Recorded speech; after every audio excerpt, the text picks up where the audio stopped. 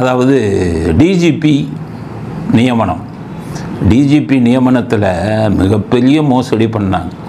எப்படி பண்ணாங்க அப்படின்னு கேட்டிங்கன்னா, அதாவது ஸ்டாலின் பொம்மை மாதிரி இருக்கார். அவருக்கு டிஜிபின்னா என்னன்னு தெரியாது, டிஜிபி அப்பாயின்மெண்ட்டுன்னா என்னன்னு தெரியாது. உள்ள ஒரு அதிகாரிகள் கூட்டம், இந்த உதயச்சந்திரன் ஐஏஎஸ்ன்னு அவர் தான் இன்றைக்கி அரசாங்கத்தை நடத்தி கொண்டிருக்கிறார்.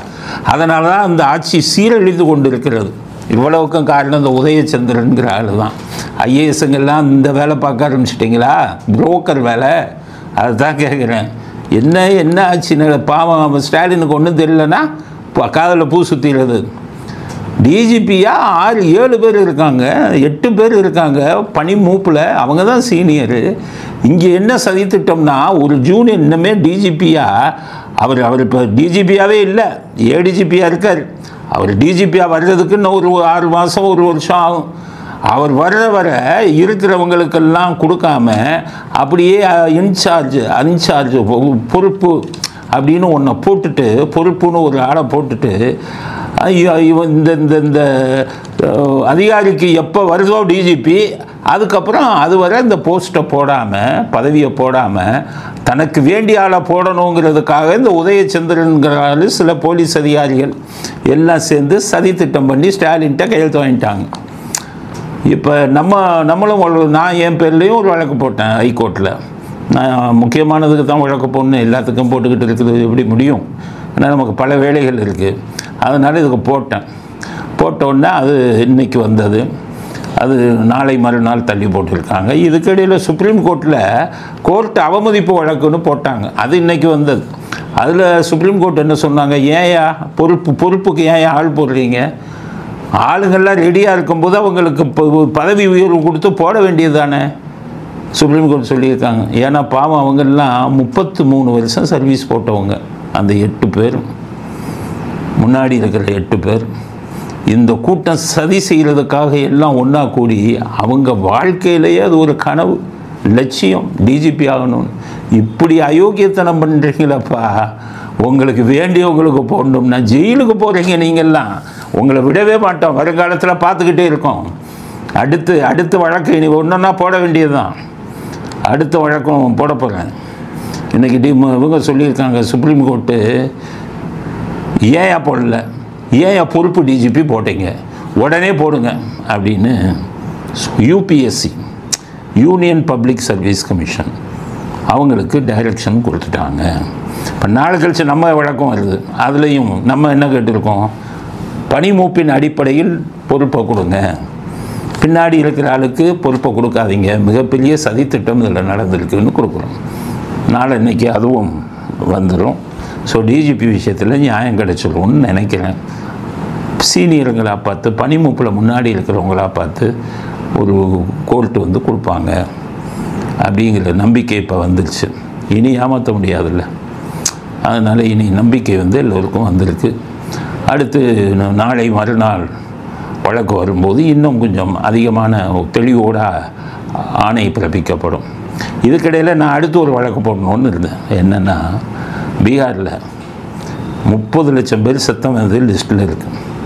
ஒரே ஆள் 6 இடத்துல ஓட்டு வச்சுருக்கான். இது பூரா தமிழ்நாட்டில் நடந்துருக்கு. தமிழ்நாட்டிலையும் இருக்குது. செத்தம் லிஸ்டெல்லாம் எடுத்திங்கன்னா வரும். அதனால் தமிழ்நாட்டில் பீகாரை போல் செத்தவன் ஒரே ஆள் 10 பேர் வச்சுருக்கேன், இதெல்லாம் நீக்கிட்டு இது பண்ணி பரிசீலனை பண்ணி புதிய வாக்காளர் பட்டியலை வெளியிடணும் அப்படின்னு வழக்கு போடுவதற்கு ரெடியாக இருந்தேன். இதுக்கிடையில் வடநாட்டிலே ஒருத்தர் வழக்கு போட்டார். அவர் தமிழ்நாட்டையும் சேர்த்து போட்டார். 5 மாநிலங்கள். அதை வச்சு தமிழ்நாட்டையும் சேர்த்து என்ன சொல்லிட்டாருன்னா, இது வந்து தமிழ்நாடு உள்பட எல்லா 5 மாநிலங்களிலும் புது வாக்காளர் பட்டியல் எல்லாம் சேர்த்தவங்க எல்லாத்தையும் எடுத்துகிட்டு போடணும் அப்படின்னு போட்டாங்க. சுப்ரீம் கோர்ட்டு எல்லா அரசாங்கத்துக்கும் எலெக்ஷன் கமிஷனுக்கும் வழக்கை எடுத்து நோட்டீஸ் அனுப்பிட்டாங்க. அதனால் அது வந்ததுன்னா ஸ்டாலின் காலி. ஏன்னா இப்போ தான் உங்களுக்கு தான் தெரியுமே எதிர்கட்சிகள் என்ன நிலைமையில் இருக்காங்கன்னு. அவன் குழி தோன்றான். ஸ்டாலினுக்கு ஆதரவாக அவன் குழி தோன்றான். எவன் ஸ்டாலினோட ஏஜென்ட்டுன்னே தெரியல. நான் சொல்கிறேன், இந்த பிஜேபி அதிமுக அலைன்ஸை உடைக்கிறதுல மிகப்பெரிய சதி திட்டம் நடக்குது. அதன் தலைவர் அண்ணாமலை. முன்னாடியே சொன்னேன், ஒருத்தர் நம்பலை. அண்ணாமலை அப்படி ஆளான ஐயோ அண்ணாமலை தான் இந்த வேலை பண்ணுறது. இப்போ இந்த என்னென்ன வேலை பண்ணியிருக்காரு அப்படின்னு கேட்டிங்கன்னா, டிடிவியை தூண்டி விட்டது இவர் தான், விட்டு வழக்கு. இப்போ டிடிவி என்ன சொல்லிட்டு பண்ணார், நான் விலகிறதுக்கு நயினார் நாகேந்திரன் தான் காரணம் அப்படின்னு சொல்லியிருக்காரு அண்ணாமலை. அதனால டிடிவி தினகரன் அண்ணா இப்போ ஒரு நயினார் நாகேந்திரன் தான் காரணம் அப்படின்ட்டு. வெளியேறியதற்கு முக்கிய காரணமே எங்கள் தொண்டர்கள் எனக்கு கொடுத்த ப்ரெஷருக்கு, அழுத்தத்துக்கு, எங்கள் நிர்வாகிகள் கொடுத்த அழுத்தத்திற்கு காரணமே நயினார் நாகேந்திரன் டெய்லி பழனிசாமியை தூக்கி பிடித்த காரணங்கள். அவர் அமித்ஷா அவர்கள் சொல்லியதை என்ன சொல்லியிருக்காரு, அமித்ஷா எங்கேயும் பழனிசாமியை முதலமைச்சர்னு சொல்லலை, அதிமுக சேர்ந்த ஒருத்தர் தான் சொன்னார். எப்படியா காரணம், என்ன காரணம் சொல்கிறேன். டிடிவி தினகரன் சந்தர்ப்பவாதி. ஒரு ஓட்டு கிடையாது, தொகுதிக்கு ஒரு ஓட்டு கிடையாது, 200 300ன்னு அங்கங்கே கொடுத்துட்டு பண்ணிக்கிட்டு பெரிய இது மாதிரி பேசுகிறார். நம்ம குலத்தோர் மக்களுக்கு சொல்கிறேன், அதாவது நீங்கள் எங்கள் ஜாதியை சேர்ந்தவர் அப்படின்னு நீங்கள் சொன்னீங்கன்னா, அந்த ஜாதியில் சேர்ந்தவங்க சாதனை செஞ்சவங்களாக இருக்கணும், நேர்மையாளர்களாக இருக்கணும், நியாயத்துவத்தின் பக்கம் நிற்கணும். அவங்கள பெருமையாக சொல்லலாம் எங்கள் ஜாதியை சேர்ந்தவங்க. இப்போ பிள்ளைமா இருக்க வஉசி என் ஜாதியை சேர்ந்தவர்னா பெரிய தியாகியை சொல்கிறாங்க. முத்துராமலிங்க தேவர் முக்குலத்தூர் கும்புறாங்கன்னா அது காரணம் அவங்க பெரிய சுதந்திர இதுக்கெல்லாம் போராடி நேதாஜியோட போராடினவங்க. அப்படிப்பட்ட சாதனையாளர்களை எங்கள் ஜாதியை சேர்ந்தவங்கன்னு சொல்லுங்கள். நீங்கள் சசிகலாவையும் தினகரனையும் அஞ்சாதின்னு சொல்லக்கூடாது. எல்லாம் கொள்ளையடித்தவங்க. ஓபிஎஸும் அவ்வளவு சொத்து வச்சுருக்காங்க, நிறைய விஷயம் வெளியில் வருது, எல்லோரும் கொள்ளையடிச்சிருக்காங்க. அவங்கள நம்ம ஏற்றுக்கொள்ள முடியாது. அதே மாதிரி அதிமுகவுக்கும் சொல்கிறேன், அவர் எப்படிப்பட்டது இருந்தால் தான் சொத்தையே நாட்டுக்கு எழுதி வச்சார். ஆனால் இன்றைக்கி அதிமுகவில் இருக்கிற தலைவர்கள் தூய்மையானவங்களா நல்லா யோசிச்சு சொல்லணும். அப்போ எந்த தலைவரையும் ஏற்றுக்கொள்ள முடியலைன்னா நீங்கள் அதிமுகவில் இருக்காங்கங்கிறதுக்காக அவங்களுக்கு சப்போர்ட் பண்ணாதீங்க. நாங்கள்லாம் எடப்பாடி இவங்க மேலே எல்லாம் நாங்கள் முதல்ல ஆரம்பத்தில் ஆதரவாக இருந்தோம்.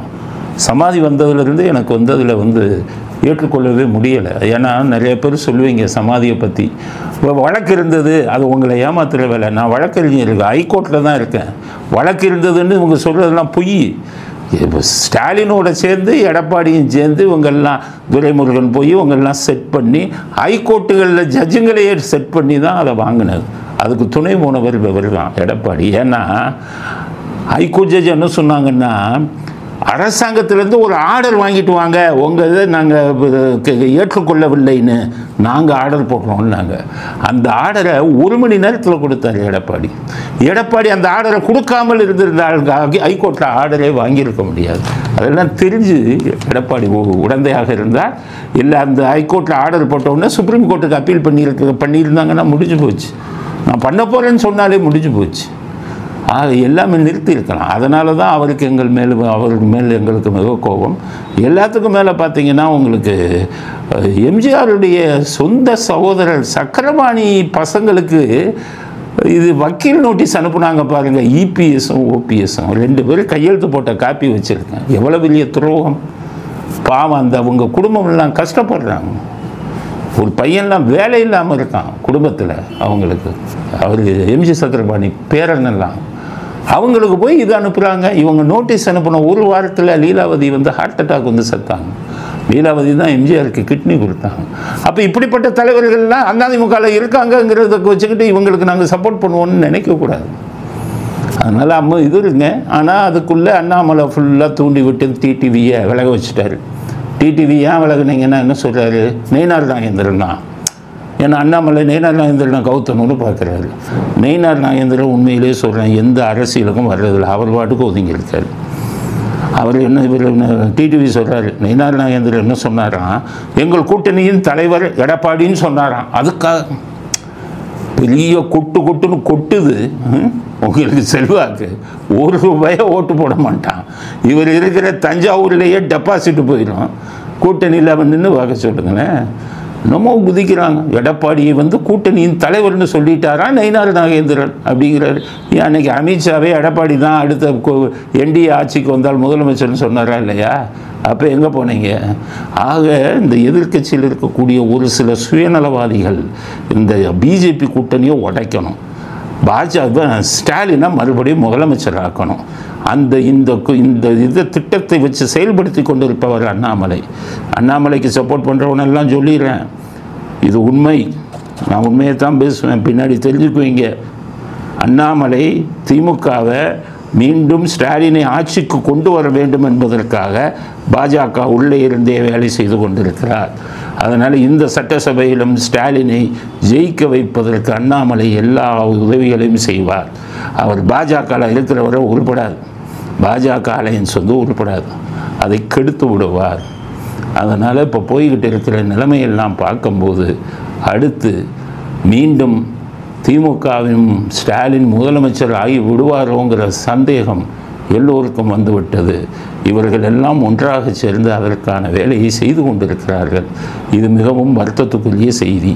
இந்த வேலையை முக்கியமாக செய்பவர் அண்ணாமலைக்கு எனக்கு என்ன பங்காளி சண்டையா? அண்ணாமலையை நான் ஏன் தாக்கணும்? அண்ணாமலை எத்தனதில் இப்போ உயர்த்தி பேசியிருக்கேன். அண்ணாமலை உனக்கெல்லாம் யார் ஐபிஎஸ் கொடுத்தாருன்னு சொல்லி நம்ம நாட்டு வக்கீல் RS பாரதி பேசும்போது அண்ணாமலைக்காக வரிஞ்சு கட்டி பேசினவங்க நாங்கள். அண்ணாமலையை ஆரம்பத்தில் உயர்த்தி தான் பேசணும். ஆனால் தப்பாக நடந்தாங்கன்னா அப்போ அந்த தப்பை சுட்டி காட்ட வேண்டியது எங்களுடைய கடமை இல்லையா? நாங்கள் பேசுகிறத பல பேர் நம்புறீங்க இல்லை. ஒவ்வொருத்தர் ஆதரவாளர்கள் எங்கள் இதில் இருப்பீங்க, சில பேர் ஒவ்வொருத்தரும் ஒன்று ஆதரிப்பீங்க. ஆனால் அதுக்கு எதிராக நாங்கள் பேசுனா நீங்கள் கோவிச்சுக்கக்கூடாது. நான் சொல்கிறதுல உண்மை இருக்கான்னு பார்க்கணும். எடுத்த உடனே அண்ணாமலையை பேசுகிறீங்கன்னா அப்படிப்பட்ட ஆளுங்க எங்கள் சேனலுக்கு நீங்கள் லாயக்கில்லை, வேறு சேனல் போயிடுங்க. உண்மையை தான் சொல்லலாம். நான் யார்கிட்டையும் பணத்தை வாங்கிட்டு பேசுகிறேன்னா, இல்லை வேறு எதுலையாச்சும் ஒரு இதில் பேசுகிறேன்னா, யாரையும் கவுத்தணும்னு பேசுகிறேன்னா, நாங்கள் பேசுகிறது நியாயத்தை தானே பேசுகிறோம். நியாயம் உங்களுக்கு கசந்துச்சுன்னா நீங்கள் போயிடுங்க சேனலை விட்டு. நான் சேனலை வச்சு பிஸ்னஸ் நடத்தலை, எனக்கு தனி தொழில் இருக்குது. எனக்கு நான் வழக்கறிஞராக இருக்கேன், எனக்கு தொழில் இருக்குது. வழக்கறிஞர் மட்டும் இல்லை, இன்னும் பல இவங்க விஷயங்கள் எல்லாம் நான் சம்பாதிச்சுக்கிட்டு இருக்கேன். எனக்கு யூடியூப்பில் சம்பாதிக்கணும்னு அவசியம் இல்லை. யூடியூப்பில் பல நல்ல விஷயங்களை சொல்லணுங்கிறதுக்காகத்தான் அந்த சேனலை ஆரம்பித்தேன். நான் சொல்கிறதுல உண்மை இருக்கும். அண்ணாமலை திட்டம்னா அண்ணாமலை தப்பு பண்ணுறாருன்னு அர்த்தம். அரசியல்வாதிகளின் கலர் உங்களுக்கு தெரியாது. அதனால தான் சொல்கிறேன், பாஜகவும் அதிமுக கூட்டணியை உடைப்பதற்கான சதி அண்ணாமலை தலைமையில் நடந்து கொண்டிருக்கிறது. டிடிவியை வெளியில் கொண்டு வந்ததும் அவர்தான். இனிமேல் அவர் விஜய் பக்கம் போனாலும் ஆச்சரியப்படுவதற்கில்லை. ஆனால் விஜய் அண்ணாமலை மட்டும் சேர்க்க மாட்டார், மற்றவர்களை சேர்த்துக்கொள்வார் அப்படிங்கிறது தான் உண்மை. அதனால் மறுபடியும் 2026 திமுகவை ஜெயிப்பதற்கு எதிர்க்கட்சிகள் தலைமையில் அண்ணாமலை தலைமையில் ஒரு கூட்டம் வேலை செய்கிறது. அந்த கூட்டம் வெற்றி பெற்று விடுமோங்கிற அச்சம் எல்லோருக்கும் வந்துவிட்டது.